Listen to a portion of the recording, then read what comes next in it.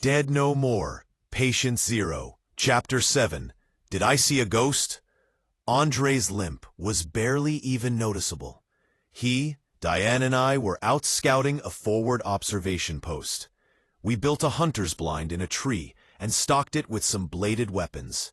A few grenades we found in a police weapons locker, some canned goods, a crossbow with ults, and a few handguns and hunting rifles.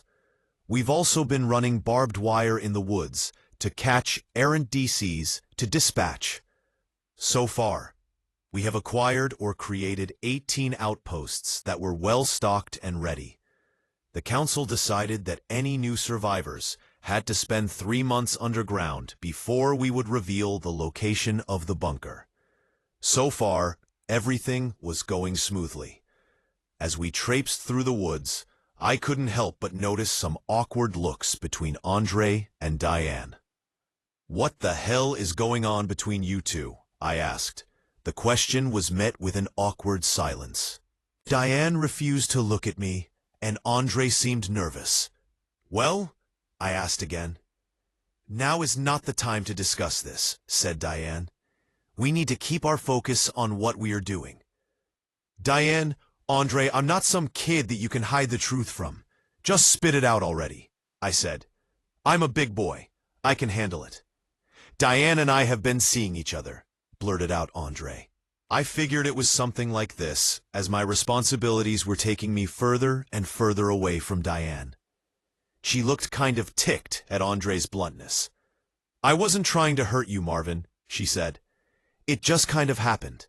It began that day you had me look at his leg. Things just kind of grew from there." "Well, if the two of you care about one another, it's cool," I said. Again, Diane looked a little annoyed. Andre, on the other hand, looked relieved. "You don't know how good it is to hear you say that," said Andre. "I kind of felt like, I don't know, like I was betraying you or something." "Look, Diane is a grown woman. She can make her own decisions, like who she chooses to sleep with," I said. "But that's just it. I haven't slept with anyone, and I would appreciate it if you two didn't discuss me as if I wasn't here," she said curtly. "Look, Andre, can you give us a minute?" "Oh, don't mind me. I'll just stand over here, by myself, like bait," said Andre with a snarky tone. Inside, "Look, Marv, we never really discussed anything about us. But I thought it was just a one-time thing. Was I right?" asked Diane. "Nothing could have been further from my intentions," I said. "I told you that my responsibilities were vast, and that heavy is the head that wears the crown. This meant that my social life had to take a back seat to my responsibilities. But it didn't mean I cared any less." "You care?" she asked. "About me?" "Your tense is wrong. Cared," I said. "You're with someone else now, and I don't suspect that my responsibilities will decrease anytime soon. I think in the long run it will be better this way." "So just like that, it's over?" she asked. "Well, it seems so. You were the one who moved on to the next without regard to the current person you were with," I said. "Fuck you, Marv," she sneered. "Almost, but not quite," I quipped. It was a fucked up situation, and if I had to admit it to myself, I was a little pissed, wondering what could have been. But we can't dwell on the past. We can only prepare for the future. "Look, I apologize for my insensitivity, Diane, but put yourself in my shoes. Should I be happy that this happened, knowing what has already transpired, and what almost transpired between us?" I asked. "Yeah, it sucks. But you made a decision, and now all three of us have to live with it. What did you expect, Marv?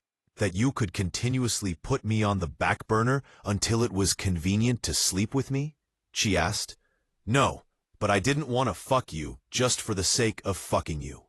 I wanted to actually share some intimacy with you. But I guess I'm just too slow in my approach. Look, Diane, I don't want to fight or argue with you. If you care about the young man, it's cool. but I'm not into sharing. So it looks like you have some choices to make, I said. Psst, you guys, somebody's running this way, whispered Andre. We hid behind some trees as a woman and a boy ran through the woods. Are we safe now, Em? Asked the boy frantically. Just keep running, Joshua, she responded. Did he just say, Em? I jumped out from behind the tree and stopped the woman and the boy. Who the hell are you? She yelled, corralling the boy behind her. What do you want? I just stood there, staring at her. She was the spitting image of Em.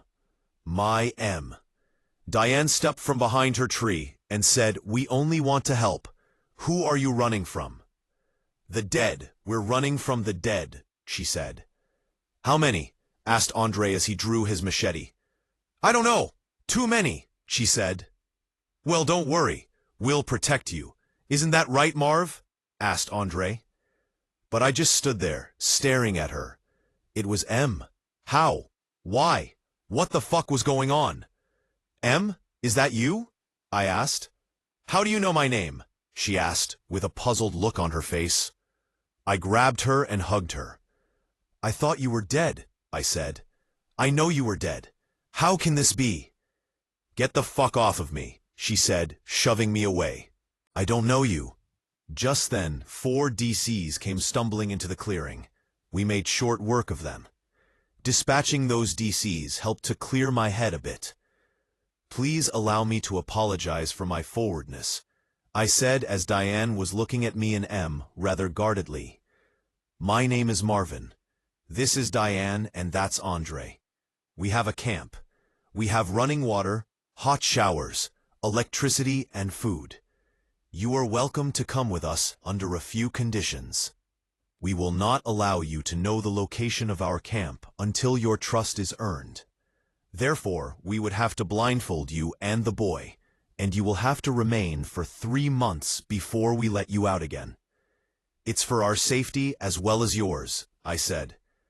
Are you interested? How do we know you all aren't a bunch of freaks? She queried. Look at them, Em, said the boy. They look and act nothing like the others. It's completely up to you. If you choose, we'll give you what little food we are carrying, and a few bladed weapons, and send you on your way, I said. What's in it for you if we go with you? She asked, suspiciously. There is safety in numbers, I said. Nothing is more important than the safety of the people I care about.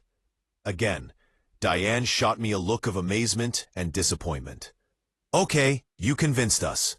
My name is Amelia, but everyone calls me Em. The half pint over there is Joshua. He's with me. We got separated from some friends on our way from Alabama. They're still out here somewhere, she said. Welcome, Amelia and Joshua. Now you're with us. Let's look for your friends, I said. We walked them back to the car and began to fan out to search for the other survivors. As we came to another clearing, I heard the grunts of a man as he bashed the head of a DC. He cursed them in Spanish. Easy, friend. My name is Dr. Marvin Harris. We found your friends, Em and Joshua, I said. We're here to help. The man looked to be Hispanic. I saw a woman and 2 kids step out from behind a tree.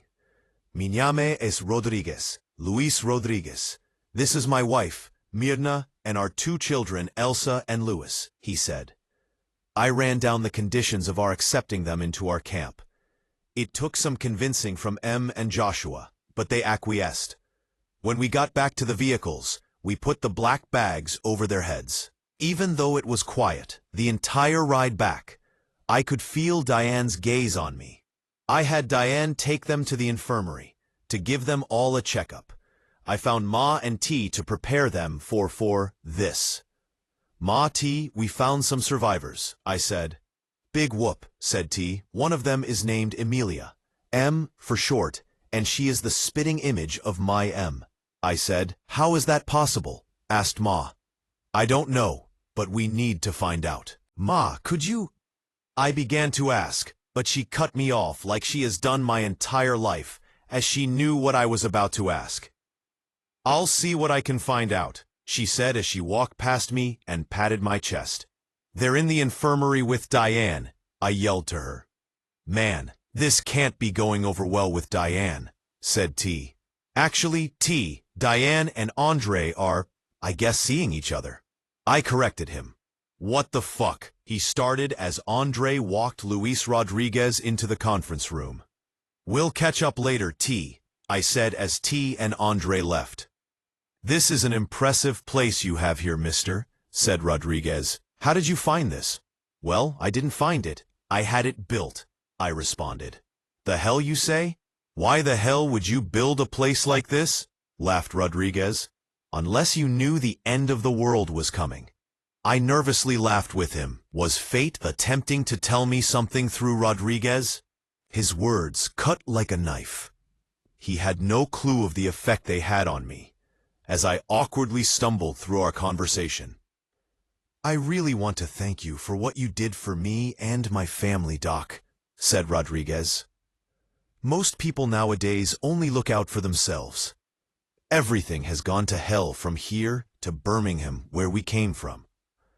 I'm glad we were able to help you," I said. "Doc, I can sense that something is wrong with this setup and the way you are behaving right now," said Rodriguez. "But hey, that's none of my business. Again, thank you."